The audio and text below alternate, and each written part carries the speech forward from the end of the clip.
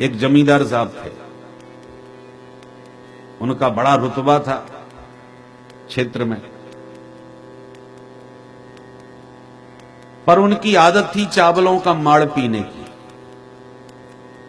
पुराने जमाने में चावल जब बनाए जाते थे तो उसका पानी बहा दिया जाता था, निकाल दिया जाता। आजकल तो कुकर का जमाना आ गया तो वो बातें नहीं है, नहीं तो पहले पानी चावल का बहा दिया जाता था, उसी को माड़ बोलते थे। तो ठाकुर साहब को वो माड़ बहुत पसंद आता था, गर्मा गर्म चाय की तरह चुस्की लेके पीते थे। अपना अपना शौक, अपना अपना स्वाद, परंतु छुप के घर में पीते थे, कहीं बाहर नहीं। तो कोई सुनेगा तो मजाक उड़ावेगा, इतने बड़े ठाकुर साहब चावल का माड़ पीते, तो गरीब भी नहीं पीते, पर उनको उसी में स्वाद आता था। अब एक दिन उनके घर में मीटिंग चल रही थी और बड़े बड़े क्षेत्र के उद्योगपति लोग आए हुए थे। ठाकुर साहब उनके बीच में चर्चा कर रहे थे। उधर उनकी श्रीमती जी ने गर्मा गर्म माड़ निकाल के काठ के पात्र में धर दिया। बेटू को बुला के कहा, बेटा जल्दी जाओ, पिताजी को बुला के लाओ, फटाफट माड़ पी जानी, ठंडा हो जाएगा। उन्हें ठंडा बिल्कुल पसंद नहीं, तो बालक दौड़ के गया पिताजी को बुलाने। वहां जाके देखा कि पिताजी के पास तो बड़े बड़े लोग बैठे।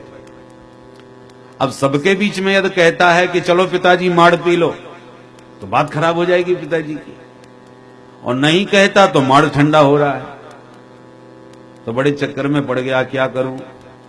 तो उसने सबके बीच में बात तो कही, पर ऐसी शब्दावली में कही कि पिताजी के अलावा दूसरा कोई समझ ही ना पाया। सबके बीच में बोला, पिताजी। बोले, हाँ बेटा। बोले, पिताजी धानुपुर से माड़ू जी आए हैं, कठौता घाट पे बैठे हैं, जल्दी चल के मिल लो, नहीं शीतलपुर को चले जाएंगे। बोलो जय सिया राम। अब जो बाहर के जो लोग आए थे उन्होंने समझा धानुपुर नाम का कोई गांव होगा, वहां से माणु नाम के सदस्य कोई ठाकुर साहब से मिलने आए होंगे, कठौता घाट के किसी नदी के किनारे प्रतीक्षा कर रहे होंगे। ठाकुर साहब यदि नहीं मिलेंगे तो वो बेचारे शीतलपुर को निकल जाएंगे। तो बाहर के लोगों को तो यही अर्थ समझ में आया, पर उसका जो असली अर्थ था, मतलब कि धान से उत्पन्न चावलों का माड़ निकला, कठौता में धरा है, फटाफट पी लो नहीं तो ठंडा हो जाएगा। अब शब्द वही है, पर असली अर्थ उतने लोगों में सिर्फ ठाकुर साहब ही समझे, बाकी किसी के पल्ले कुछ नहीं पड़ा। ठीक इसी प्रकार से वेदों में कहां पर कौन सी बात किस मतलब से कही गई है, ये वही समझ सकता है जिसने सांगोपांग गुरुमुख से वेदों को समझा है, पढ़ा है।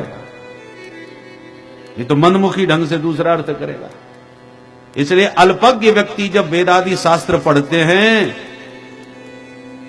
तो शास्त्र कांपने लगते हैं, सरस्वती घबराने लगती है कि मूर्ख कहीं हमारे शब्दों का अनर्थ न कर दे। जैसे आपका ऑपरेशन हो रहा हो और डॉक्टर साहब आकर के आपसे कहें, भैया जी जरा आराम से लेटे रहे ना, मैं आज जिंदगी में पहली बार ऑपरेशन करूंगा। अब बोलिए आप पर क्या बीतेगी। इस मूर्खानंद को पहले नंबर पर हम ही मिले। भाई अनाड़ी व्यक्ति से घबराहट होती है कि कुछ गड़बड़ कर दिया तो इसका क्या जाएगा, हम तो जैसी आराम हो जाएंगे। उसकी एक गलती का परिणाम तो हमें भोगना पड़ेगा ना। तो जैसे अनाड़ी से डर लगता है, ऐसी अल्पज्ञ से वेद भगवान भी घबराते हैं। इसलिए हर किसी को वेद पढ़ने का अधिकार हमारे ऋषियों ने नहीं दिया, ताकि शास्त्र से के प्रति अन्याय न हो जाए।